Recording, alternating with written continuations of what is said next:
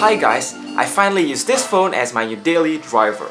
And after about a week, I think this is the right time to share my experiences.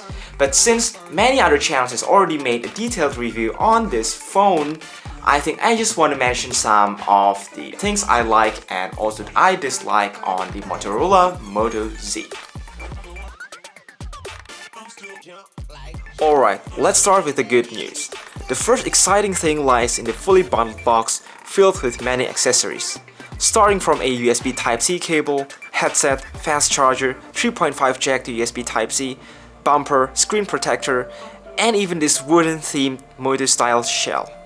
It's not every day you see this many accessories out of the box for sure. Especially if you remember how stingy Motorola used to be when they released their first generation Moto G. There's just a phone and a USB cable, nothing else. If you're missing out your chance to own a Google Pixel, you can at least experience some Android vanilla flagship experience on the Moto Z series. Being a fan of vanilla Android, this is instantly a solid reason to buy this phone. With a 5.5-inch display, this big phone should be called a phablet. A phablet that is excellent to do browsing, watching videos, and to game on since this beautiful AMOLED display has a QHD resolution. Many people think that this phone is too thin to the point of dropping the headphone jack. But I think it was a brave move by Lenovo themselves to develop a smartphone this thin with a nice design and superior build quality. Most likely, Lenovo designed it this way to make it less bulky when mods are attached. So this is the wow factor of the Moto Z series. Unlike the LG G5, the modules can be swapped around without turning off the phone. You can attach some cool toys starting from an optical zoom camera, mini projector, JBL speaker, extra battery, and of course the Moto style shell. Let's say you're using this wooden cover during the day that's drawing away attention. But later in the evening, you get invited to some fancy dinner. Just remove the cover and boom! You get something that looks more flashy and classy. Since we rarely see flagships coming with flash for selfies, I think this feature is kinda worth mentioning. The results are still no match compared to the rear camera, but it's supposed to be useful, for example to snap a selfie while at the bar, tunnel, or in the woods during night. Actually, I'm confused whether a USB-C port is a top or flop. Most of my accessories are still micro USB, which means I need to buy new connectors. What's sure is that USB-C is fast, reversible, and future-proof. On the other side, a hybrid SIM tray which also could accommodate a micro SD card is a plus, in case the 64 gigs of internal storage is not enough for you. After hearing about the good things, let's move on to the bad ones.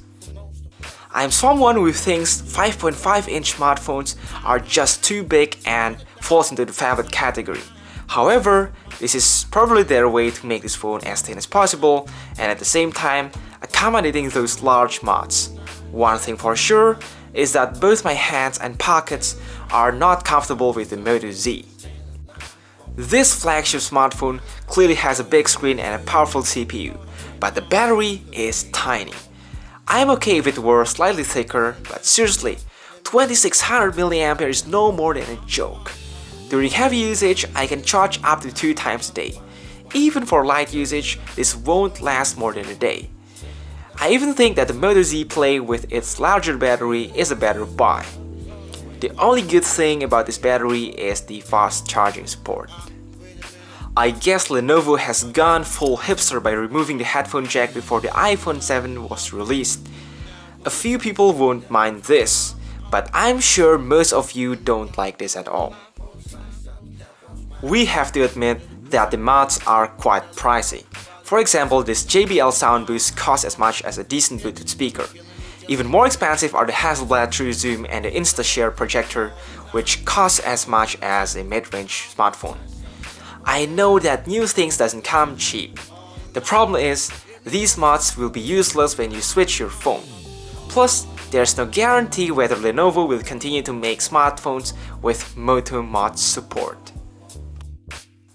This may sound a little bit silly, but in fact, I feel slightly uncomfortable with the rising temperature on the lower part of this phone after using it for a while.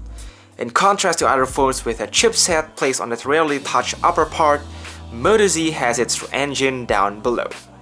The result? My right hand receives all the heat while using this phone. So please, don't place the chipset down here next time. So that's the few turn on and turn offs I'd like to mention from this Lenovo/Motorola flagship.